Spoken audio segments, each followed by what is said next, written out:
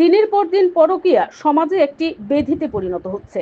বর্তমান সমাজে পরকীয়ার জেরে সামাজিক যে অধঃপতন শুরু হয়েছে তার শেষ আদৌ হবে কিনা তা সবারই অজানা। আশ্চর্য বিষয় হলো, পরকীয়ার জেরে নিষ্পাপ শিশুকেও হত্যা করতে পিছপা হচ্ছে না নিষ্ঠুর মা।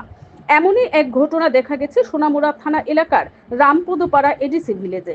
ঘটনায় জানা যায়, আজ দুপুর 12টার দিকে নিজ 5 মাসের শিশুকন্যাকে বালিশ চাপা দিয়ে হত্যা করে গৃহবধূ সুচিত্রা দেববর্মা। স্বামী অমিত দেববর্মা রাবার টেপিং করে জীবিকা নির্বাহ করেন। তাদের 7 বছরের একটি ছেলেও বর্তমান রয়েছে। প্রতিবেশী এক ব্যক্তির সাথে সুচিত্রা দেববর্মার অবৈধ সম্পর্কই পরিবারের মূল অশান্তির কারণ ছিল, যার পরিণতিতে প্রাণ গেল 5 মাসের শিশুকন্যার।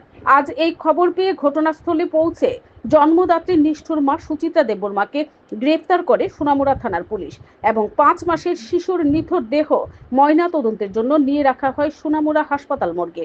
পুলিশ এ বিষয়ে একটি সমটু মামলা নিয়ে ঘটনার তদন্ত শুরু করেছে। Bureau report, BTV Tripura news. মায়ের মা ওই শিশু কন্যায় মারছে আর কি। কেমনে মারছে? যে ওই বালি চাপা দিয়ে মারছে। তো তারা অবৈধ সম্পর্ক জড়িত আছে এই অবস্থাতে। তার কাকার সাথে বলে